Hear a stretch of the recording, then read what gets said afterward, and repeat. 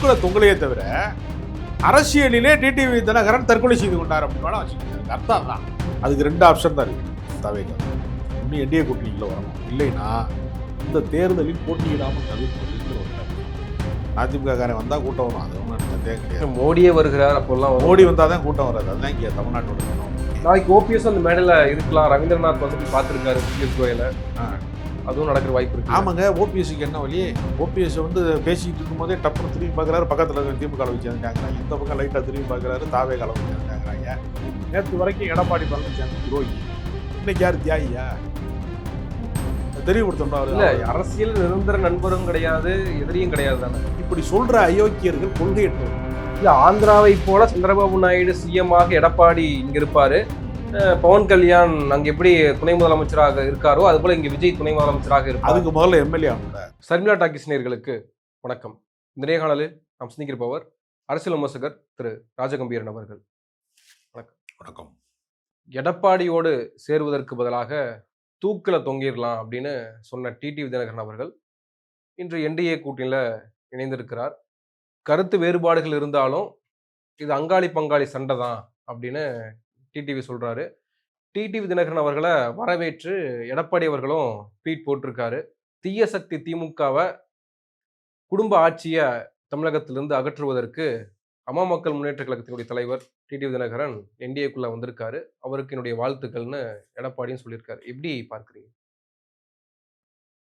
எடப்பாடியோடு சேருவது என்பது தூக்கில் தொங்குவதற்கு சமம் என்று சொன்னால் தற்கொலைக்கு சமம் என்று அவர் சொல்றாரு. இப்போது நடந்திருப்பதும் அதுதானே. தூக்குல தொங்கலையே தவிர அரசியலிலே டிடிவி தினகரன் தற்கொலை செய்து கொண்டார் அப்படின்னு வச்சுக்கோங்க. அதுக்கு அர்த்தம் தான். நேரடி பொருள் கொள்ள வேண்டிய அவசியம் இல்லை.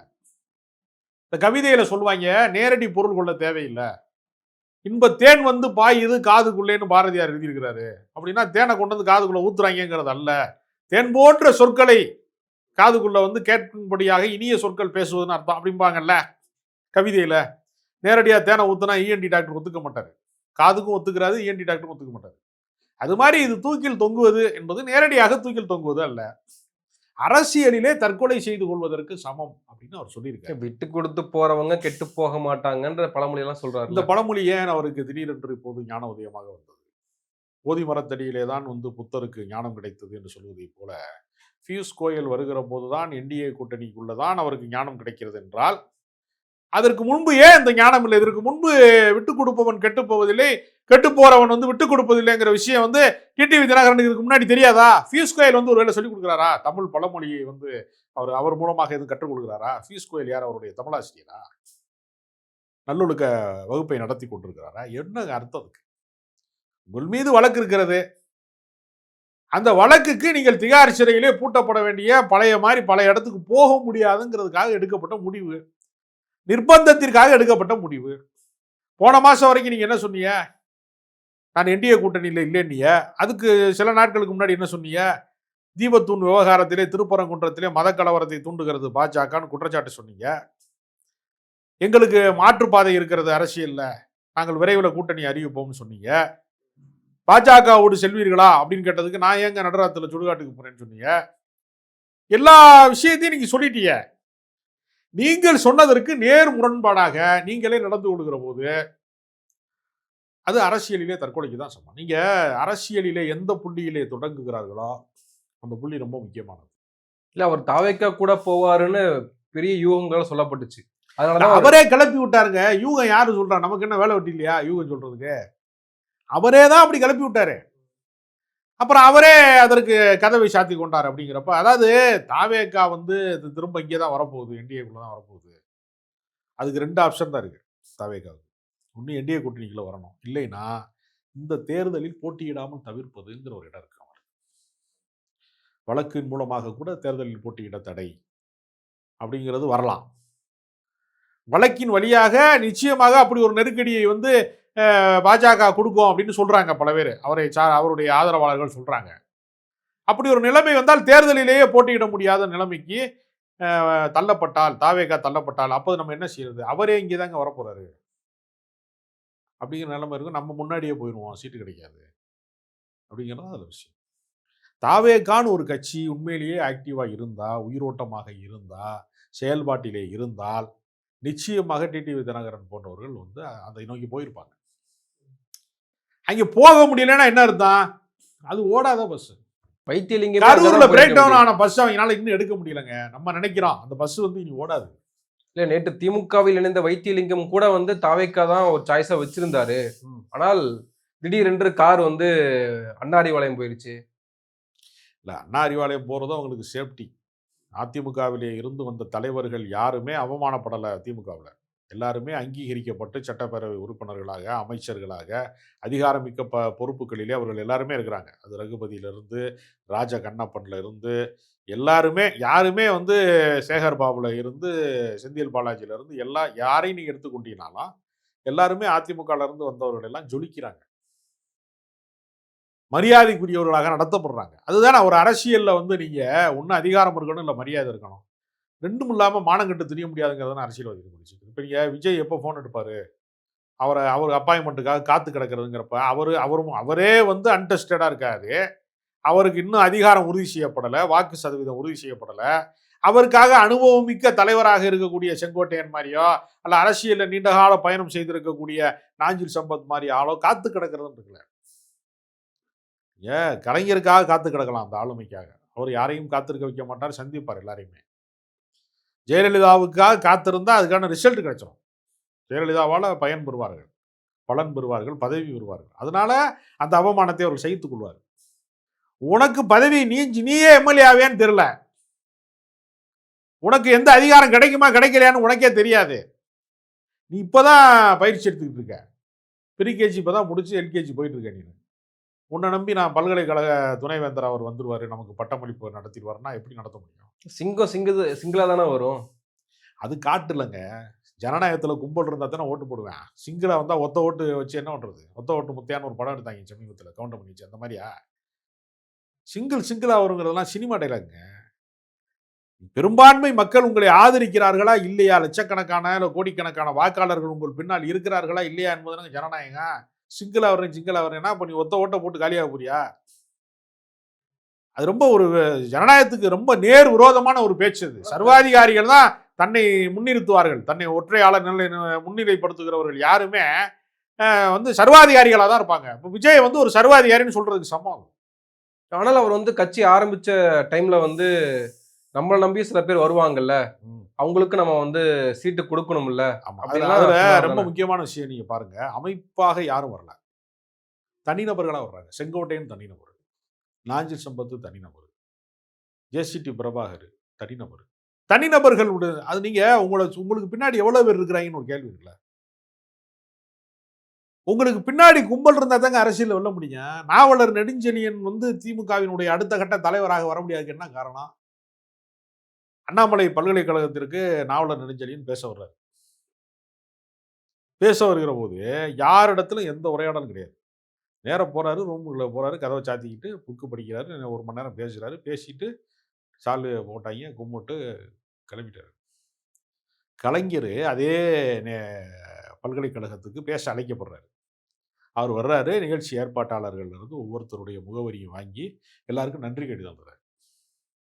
எல்லாரோடையும் தொடர்பில் இருக்காரு. என்கிட்ட கவிக்கோ அப்துல் ரஹ்மான் சொன்னார், ஒரு கல்லூரி கவியரங்க நிகழ்ச்சிக்கு இவர் வேறொரு நிகழ்ச்சிக்கு பேச வர்றாரு. கலைஞர் பொதுப்பணித்துறை அமைச்சராக இருக்கிறார் அந்த காலத்தில், அண்ணாவுடைய அமைச்சரவையில். ஒரு ஒரு ஒரு நிகழ்ச்சியினுடைய ஒரு பேச்சாளராக தான் கலைஞர் வர்றாரு.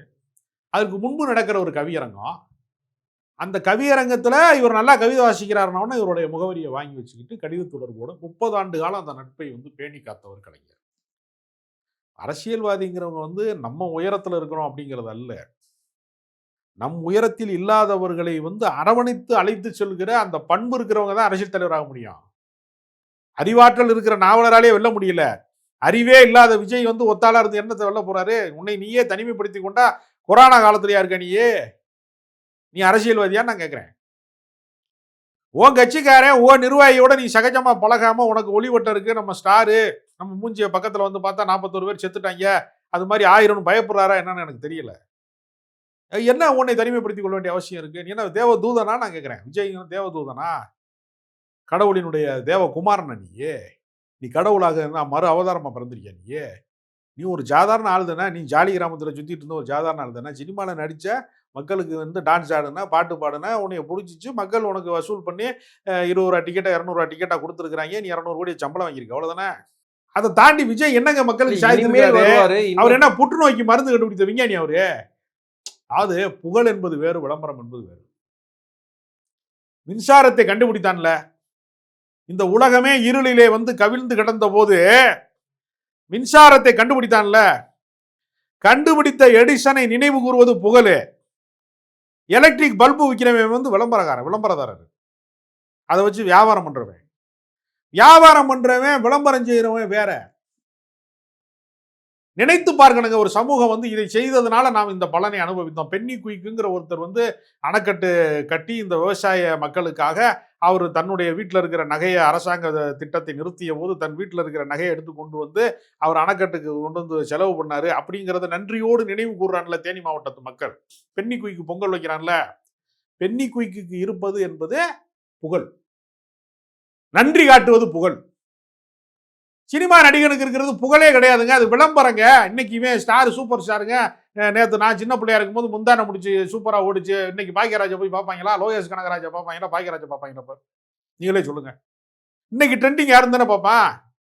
இன்னைக்கு ட்ரெண்டிங்ல பிரதீப் ரங்கநாதன் இருக்கான்னு சொல்லி அங்கே தானே போவான். பாக்கியராஜ் வீட்டுக்கு யாராவது போவான்? ஒரு ப்ரொடியூசர் பணத்தை எடுத்துட்டு பாக்கியராஜ் வீட்டுக்கு போவானா? பிரதீப் ரங்கநாதன் வீட்டுக்கு போவான். பிரதீப் ரங்கநாதன் தான். அப்ப அது எப்படி அது நிரந்தரமானது? அது ஒரு சினிமா நடிகனுடைய வெளிச்சம் என்பது நிரந்தரமானதா? இந்தியாவிலேயே மிகச்சிறந்த திரைக்கதை ஆசிரியர் இவர் தான் அப்படின்னு அமிதாப் பச்சன் வந்து கணித்துதான் அரசியலுக்கு வந்திருக்காருன்னு நினைக்கிறேன். அது முன்கூட்டியே கணித்துதான் அரசியலுக்கு வந்திருக்காரு. ஏங்க அவருக்கு ஆல்ரெடி படங்கள்லாம் ஃபிளாப் தானங்க. எந்த படம் அவருக்கு வந்து பிச்சுக்கிட்டு ஓடிச்சு சொல்லுங்க நீங்க? எந்த படமே ஓடல அவருக்கு. அவருக்கு இனி 52 வயசு ஆயிடுச்சு, இனி ஆட முடியாது, ஆட்ட முடியாது, ஓட முடியாது, இனி இந்த பொழுத ஓட்ட முடியாதுன்னு வந்திருக்காருங்க. அது வந்து ஒரு களைத்த குதிரை தான், இளைத்த குதிரை தான். அது இவங்களா பில்டப் பண்ணிட்டே இருக்கிறாங்க. இன்னமும் அவர் வந்து அவருக்காக தான் எல்லாரும் காத்துரு. அப்படி கிடையாது. விக்ரம் 2 பயங்கரமா சூப்பர் ஹிட்டா ஓடிச்சு, 300 கோடி லாபம். அதை நம்பி மறுபடியும் வந்து கமலஹாசனை வச்சு படம் எடுத்தா பயங்கரமா பிச்சுக்கிட்டு போகும்னு மணிரத்னம் கமலஹாசன் வந்து மறுபடியும் இணைகிறார்கள் நாயகனுக்கு பின்னாடி. நாங்க திரும்பி பார்க்க ஆள் இல்லைல்ல. அந்த படம் அட்டர் பிளாப் ஆச்சா இல்லையா? ஏஆர் ரஹ்மான் பாட்டு மட்டும் இல்லைன்னா போனவெல்லாம் காயத்தோட கதறலோட வந்து என்ன ஆயிருப்பாங்கன்னு தெரியல. அதை கழிச்சிட்டு ஒண்ணுமே இல்லையா அந்த படத்துல. அப்ப சினிமாங்கிறது அது ஒரு மாய குதிரை. அது மேல இவர் ஒரு வித்தையை காட்டிக்கிட்டு இருக்கிறாரு. இந்த வித்தை எத்தனை நாளைக்கு? மக்கள் பணி செய்யாமல், மக்களோடு மக்களாக நீங்கள் போய் நிற்காமல் நீ அரசியலை ஒரு நாள் வெல்ல முடியாது. அதனாலதான் கோட்டு போட்டு அன்னைக்கே லண்டன்ல படிச்ச காந்தி வந்து கோவணம் கட்டினா தான் இங்க அரசியல்ல வெல்ல முடியும்னு கோட்டை கரண்டி போட்டாரு. சாமானியர்களில் ஒருவராக தன்னை எப்படி உணர்வேன் கோட்டு போட்டு வந்தா? அதனாலதான் அவர் தன்னை எளிமைப்படுத்திக் கொள்கிறாரு. அரசியல்ல சாமானியர்களோடு தன்னை நெருங்குவதற்கான வாய்ப்பாக அதை மாற்றிக் கொள்றாரு. நீ சாமானியர்கள் யாருமே நெருங்க முடியாம ஒரு அரசியல் கட்சி நீ எப்படி நடத்துவ? ஒரு நாளும் நடத்த முடியாது. அதனால என்டிஏ கூட்டணி காத்திருக்கிறது. சிபிஐ விசாரணையை காட்டி அது அப்படி வலைய விரிச்சா மீன் வரும், தூண்டில வீசினா மீன் வரும். அது மாதிரி தான் சிபிஐ வழக்கு விசாரணை வந்துட்டா நீ என்டிஏ கூட்டணிக்கு வர போற, அவ்வளவுதானே. நாளைக்கு மோடி தமிழகம் வருகிறாரு. அதுல என்டிஏ கூட்டணி மிகப்பெரிய ஒரு பலம் வாய்ந்த கூட்டணியாக பார்க்கப்படும்.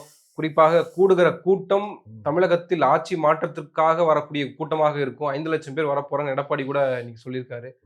அந்த கூட்டங்கள் எப்படி இருக்கும்னு நினைக்கிறீங்க? காலிச்சேர்களுடைய காலி மைதானமாகவும் மாற பலமுறை வாய்ப்பு இருக்கு. அதிமுக காரன் வந்தா கூட்டம் வரும், அது ஒன்றும் எனக்கு சந்தேகம் கிடையாது. மோடியே வருகிறார், அப்போல்லாம் மோடி வந்தாதான் கூட்டம் வராது. அதுதான் இங்க தமிழ்நாட்டோட வினோதம். அவர் ஒத்தாலா விவேகானந்தர் இதுல போய் நான் பாறையில உட்கார்ந்து தியானம் இருக்க போறேன்னாரு. ஒத்தாலு தான் நேர மேற்கு வங்க தேர்தலை நோக்கி உட்கார்ந்தாரு. மேற்கு வங்கமும் அவரை பார்க்கல, இங்க இருக்க லோக்கல்லையும் அவரை பார்க்கல. தமிழ்நாட்டு அரசியல் அதாவது பெரிய வேடிக்கை என்னன்னா, தான் கட்சிக்காரன் அதிமுகவில் இருந்தவன் ரெட்டலையில வந்து ஓட்டு கேட்டு ஜெயிச்ச ஒருத்தர், கட்சியில ஒரு முரண்பாடு வந்து விலகி போற ஒருத்தரை மறுபடியும் கூட்டிட்டு வர்றத கூட்டணிங்கிறாங்க பத்தியா? ஓ வீட்டுல இருந்து போன ஒரு ஆளை தலைவாச வழியா வெளியேறினவன கொல்லவாச வழியா கூட்டிட்டு வந்து டிடிவி தினகரன் எங்க கூட்டணிக்கு வந்துட்டாரு. மெகா கூட்டணி வந்துருச்சு. என்ன மெகா கூட்டணி? நாளைக்கு ஓபிஎஸ் அந்த மேடையில இருக்கலாம். ரவீந்திரநாத் வந்து போய் பார்த்திருக்காரு பியூஷ் கோயல. அதுவும் நடக்கிற வாய்ப்பு இருக்கு. ஆமாங்க. ஓபிஎஸ்க்கு என்ன வழி? ஓபிஎஸ் வந்து பேசிக்கிட்டு இருக்கும் போதே டப்புன்னு திரும்பி பார்க்குறாரு, பக்கத்தில் இருக்கிற திமுக அளவு சேர்ந்துட்டாங்கிறாங்க. இந்த பக்கம் லைட்டாக திரும்பி பார்க்குறாரு, தாவே அளவு சேர்ந்துட்டாங்கிறாங்க. இப்போ ஒத்தால தானே இருக்கார் அவரு.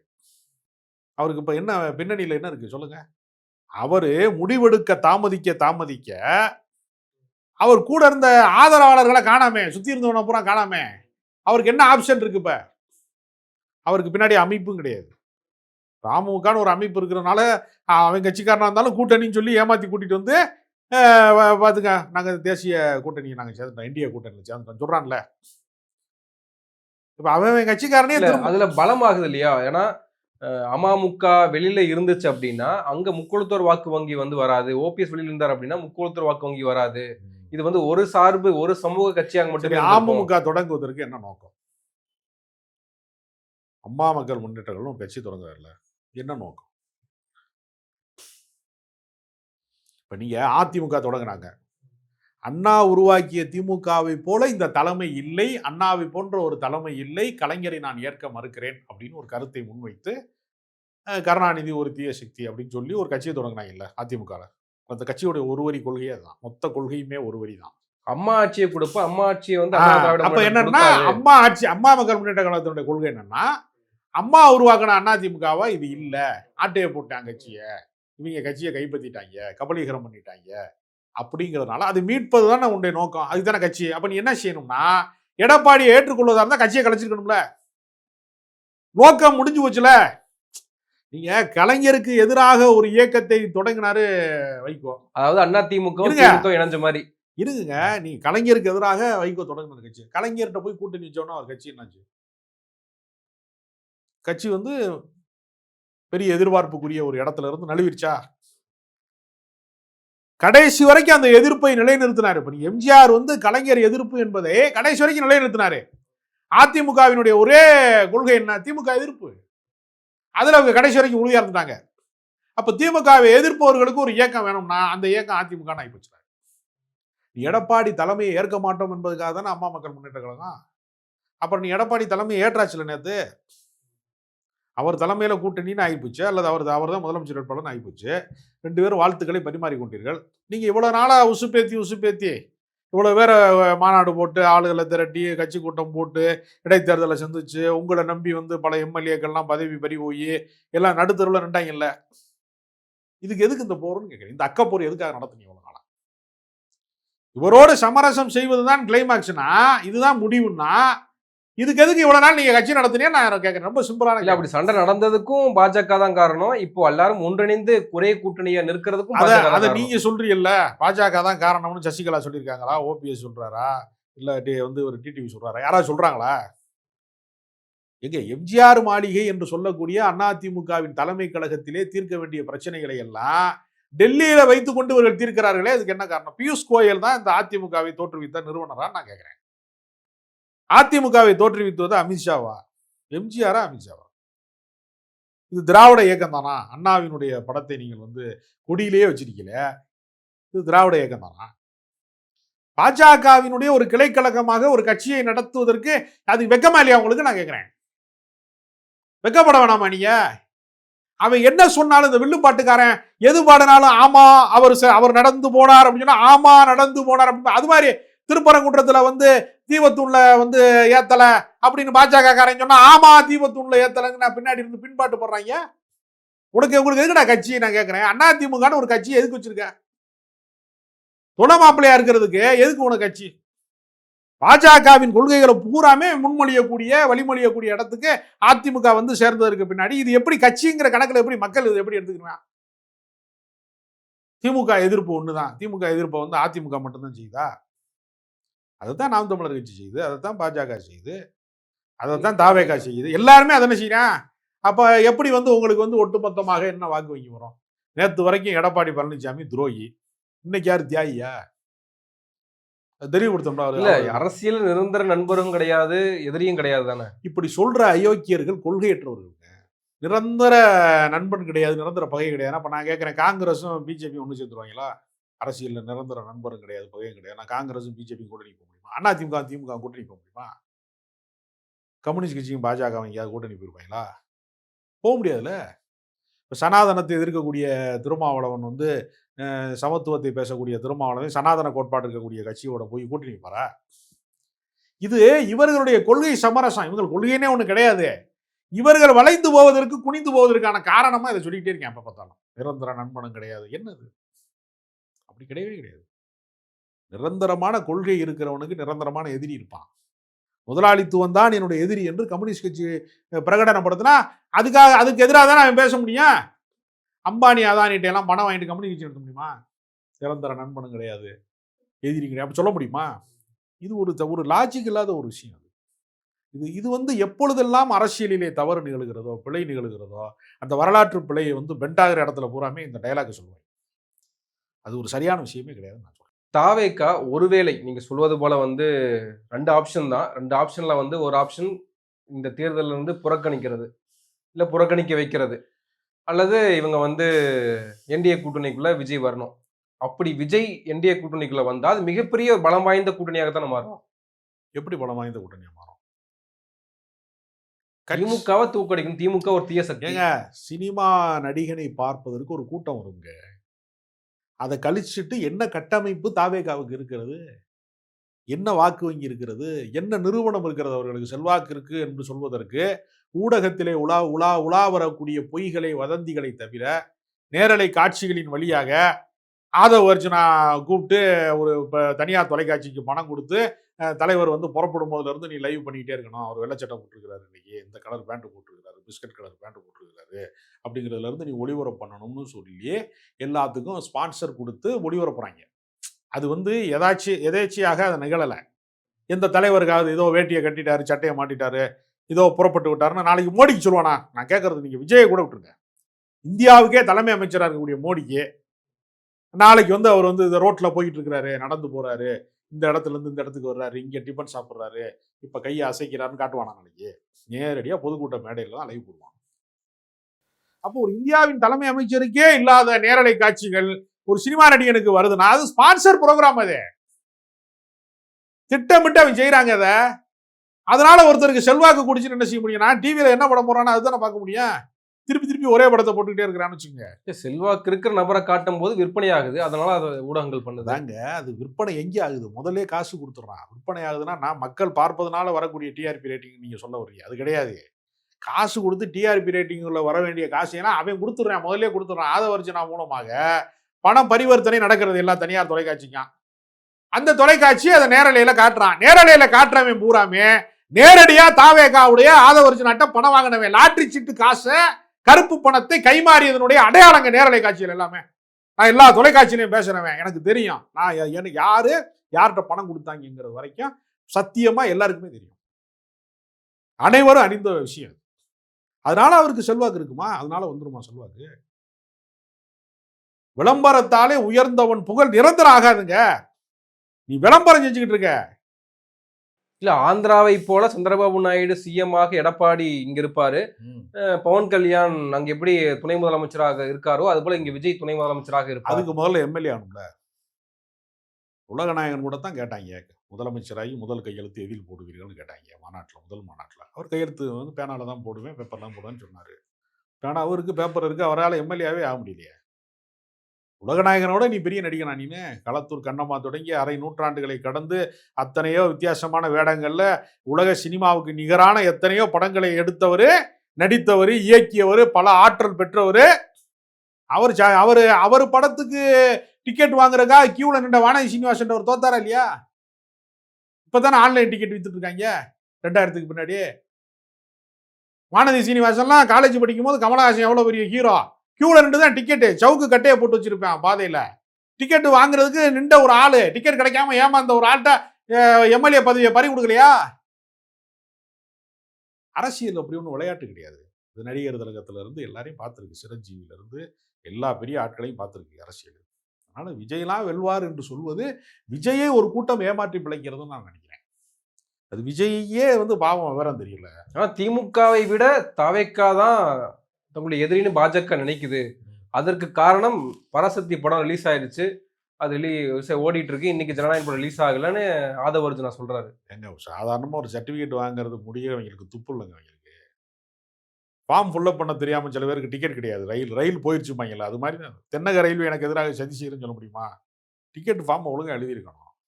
மாற்றி டிக்கெட்டை வாங்கிட்டா என்ன பண்ண முடியும்? நீ இராணுவ தளவாடங்களை, குறியீடுகளை காட்டுகிற இடத்துல நீ சான்று பெறணுங்கிற ஒரு ரூல்ஸை ஃபாலோ பண்ணாமல் நீ போய் கோர்ட்டில் போய் நின்றுக்கிட்டு இந்தா வருது அந்தா வருதுன்னு அவங்க ரிவைசிங் கமிட்டிக்கு அனுப்புகிறோம். ஒரு சாதாரண நடவடிக்கையை கூட அவர்களால் எடுக்க முடியல. அவர்களுக்கு எந்த நிர்வாகத் திறனும் இல்ல. எந்த அறிவாற்றலும் இல்ல. சும்மா வந்து அதாவது என்ன சொல்றதுன்னா, சவுடால் விடுறது, வாய்ச்சவடால். வாய் கொழுப்பையும், வாய்ச்சவடாலையும் நம்பி கட்சி நடத்துறாங்க. அது ஒரு நாளும் கரை சேராது. சிபிஐ அரெஸ்ட் பண்ணட்டும். திமுக ஒரு கட்சியே இருக்காதுன்னு பேசிக்கிட்டு இருக்காங்க. சிபிஐ அரெஸ்ட் பண்ணா நீ மத்திய அரசாங்கத்து மேல தானே கோவப்படணும். அப்ப அதுவே உனக்கு தெரியலைல. சினிமா ரிலீஸ் ஆகாததுக்கு காரணம் சென்சார் போர்டுன்னு சொல்ல தெரிஞ்ச உனக்கு, அதுக்கும் திமுகவுக்கும் சம்மந்தம் இல்ல. இது பராசக்தி 25 கட்டு வாங்கிட்டு தானே வந்திருக்கு. அப்ப அவனுக்கு இன்னும் எதுன்னே தெரியல. தெற்கு, வடக்கு, தெற்கு எது, வடக்கு எதுன்னு தெரியலையேம்பாங்கல்ல. நாய்க்கு வந்து செக்கு எது, செவலிங்க எதுன்னு தெரியாது. எல்லாத்துக்கும் கால தூக்கிரும்பாங்கல்ல. அந்த நிலைமையில தான் இருக்கான். நன்றி. நிறைய விஷயங்கள பகிர்ந்துருக்கீங்க. உங்க நேரத்துக்கு மிக்க நன்றி.